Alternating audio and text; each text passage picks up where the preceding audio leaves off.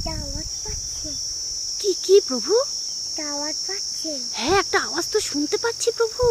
কিসের আওয়াজ বলুন তো? ঝিঝি পোকা আওয়াজ। ঝিঝি পোকার আওয়াজ? আপনি ভাবতে পারেন সূর্য উঠেছে, ঝিঝি পোকা ডাকছে। ও, প্রভু তো ঠিকই বলেছে। আপনারা দেখুন, প্রখর সূর্যের তাপ, এই তাপেও ঝিঝি পোকা ডাকছে এখানে চারিধারে। তার মানে এটা কত নির্ঝুম গ্রাম, তাই না প্রভু? আপনি শুনতে পাচ্ছেন? আমি এসেছি। হ্যাঁ তাহলে আপনি ভাবতে পারছেন ঝিঝি পোকা কোথায়? হ্যাঁ হ্যাঁ প্রভু।